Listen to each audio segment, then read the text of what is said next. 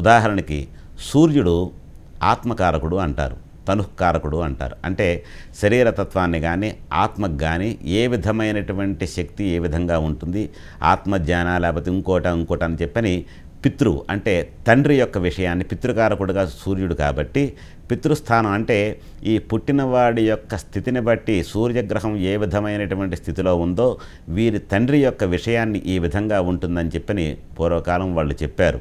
అలాగే చంద్రుడు మాతృకారకుడు, తల్లి యొక్క స్థితి, ఆ తల్లికి ఈ కొడుకు వల్ల ఏ రకమైనటువంటి సంతోషం ఉంటుంది, లేదా ఈ కొడుక్కి ఆ తల్లి వల్ల ఎటువంటి ప్రేమాభిమానాలు లభిస్తాయనే విషయాన్ని కూడా తెలియజేస్తూ ఉంటుంది. అలాగే ఒక్కొక్క గ్రహం ఒక్కొక్క పోర్ట్ఫోలియో ఉంటుంది కాబట్టి ఏ గ్రహం ఏ స్థానంలో ఉంటే ఏ విధంగా ఉంటుందనే తెలియజేసుకోవడమే జ్యోతిష్య శాస్త్రం యొక్క ముఖ్య ఉద్దేశము.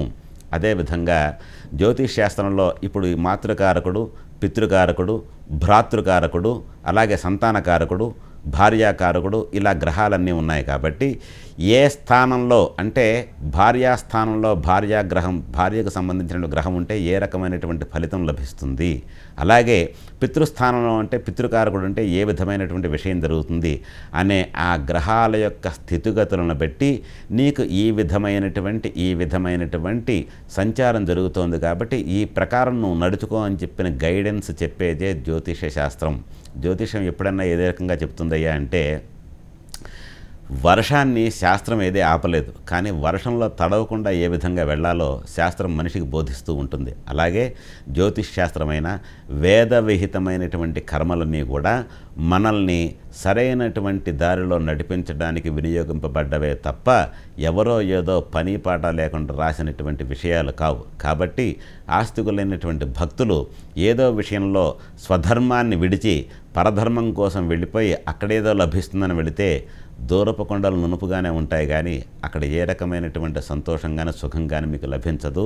కావున యజ్ఞయాగాది క్రతువులు చేసినటువంటి మహానుభావులను స్మరించుకున్నా సరే, అలాగే యజ్ఞయాగాది క్రతువులు జరుగుతున్నప్పుడు అక్కడ మన యొక్క సమయాన్ని వెచ్చించి ఏ విధమైనటువంటి కార్యక్రమం అక్కడ చేస్తున్నారనేటువంటి విషయావలోకనం చేసుకోవడం వల్ల భగవద్ అనుగ్రహం ఏదైతే యూనివర్సల్ పవర్ ఉందని అనుకుంటున్నామో ఆ పవర్ యొక్క రేసెస్ కొన్ని మన మీద మన శారీరకమైనటువంటి మన యొక్క విషయ లాలత మీద అవి ప్రసరించేసరికి మన యొక్క గమనం కానీ గమ్యం కానీ చక్కగా ఉంటాయంటానికి ఎన్నో నిదర్శనాలు ఈ ప్రపంచంలో చాలామంది అనుభవించారు.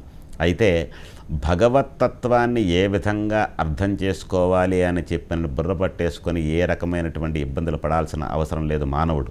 కాకపోతే భగవత్తత్వం అన్న దేవాలయంతో ప్రారంభమై దేవుని యొక్క సన్నిధి వరకు కూడా నీకు పూల మార్గంతో ఉండేటువంటి శాస్త్రాన్ని మన వేదాలు మనకు అందించాయి. కాబట్టి ఆర్యులారా, మీరందరూ కూడా వేద విహితమైనటువంటి ఈ కర్మను ఏ విధంగా ఆచరించాలి, పొద్దున లేచి మీరు ఏదో రోజల్లా కూడా భగవంతు యొక్క ధ్యానం చేసుకుంటూ సన్యాసిలాగా ఉండాల్సిన అవసరం లేదు.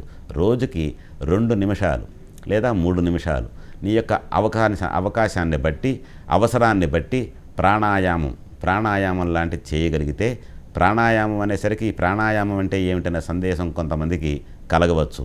దేహమే సందేహం కాబట్టి ప్రాణము అంటే జీవన శక్తి, ఆయామం అంటే విస్తరింపచేయుట. ప్రాణాయామం ప్రాణశక్తిని విస్తరింపచేయుట లేదా క్రమబద్ధీకరించుట. ఒక వేదమంత్రం చెప్పేటప్పుడు ఈ ప్రాణాయామం లాంటి ఎన్నో దీక్షలు ఆ మంత్రం ద్వారా మనిషి పండితుడు కానీ చదువుకున్న వాళ్ళు కానీ మహామహులు ఎవరైనా కానీ చాలామంది ఉన్నారు.